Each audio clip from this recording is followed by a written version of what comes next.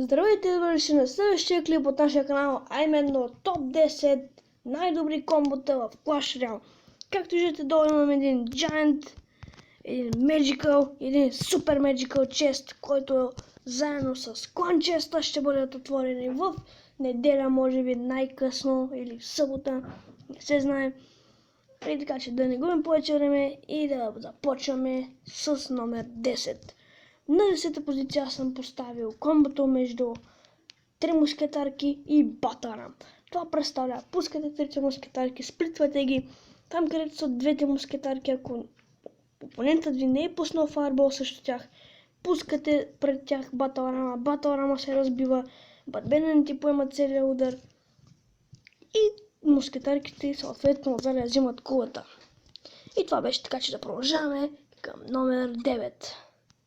На 9-та позиция аз съм поставил комбото между Майнер и Гоблин Барел.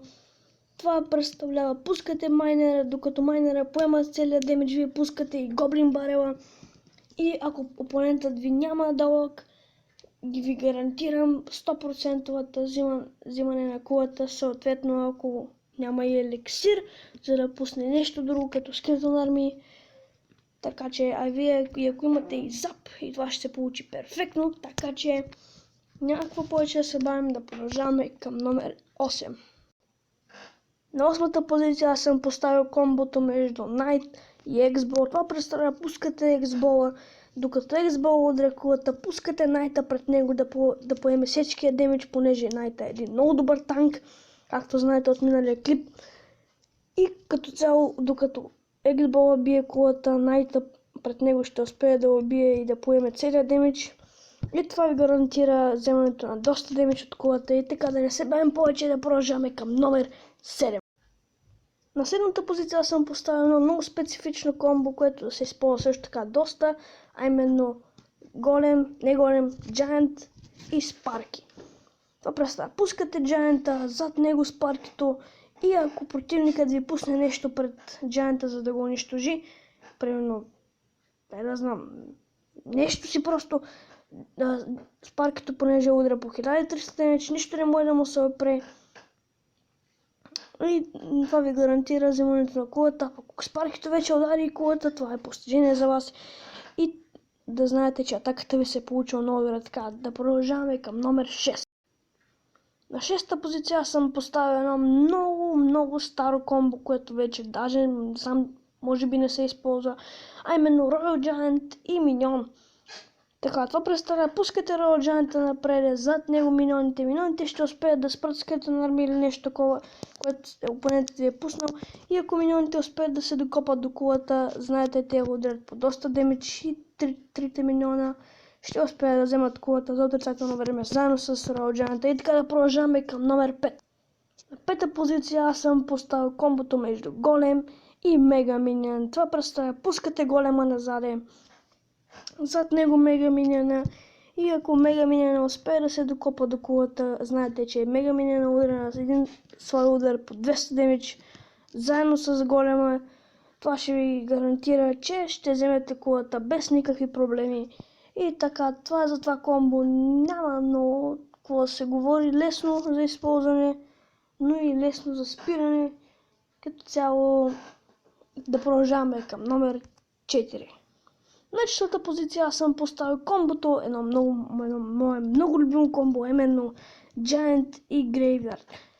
Това комбо може да се направи по няколко начина, а именно: пускате Giant много назаде, събирате си еликсир, докато стигне до кулата, пускате Graveyard и така ще имате нещо, което да успее да спре евентуално Skeleton Army или каквото да е пуснал опонента срещу вас. И така, има и втора разновидност, която може да е: пускате Giant напред, пускате Graveyard веднага и опонентът ви не знае какво се случва. Или ако успеете да го издигнете, когато няма еликсир, ще е доста добре. И така, да продължаваме към номер 3. На 3-та позиция аз съм поставил също така на мое много любимо комбо, именно Graveyard и Poison. Това представлява: пускате Graveyard, около кулата пускате Poison и това ще спре евентуално миньони, Minion Horde, Skeleton Army или каквото и да е пуснато срещу вашия Graveyard. И това също аз доста съм го използвал. Преди имах един дек с Poison и с Graveyard, но вече не го използвам и така, да не губим повече време и да продължаваме към номер 2. На втората позиция аз съм поставил на доста известно комбо, което се използва в по-големите арени, а именно Hog Rider и Ice Spirit зад него. Пускате Hog Rider напред, Ice Spirit зад него, това струва само 5 еликсир, така че може да го използвате доста често в играта.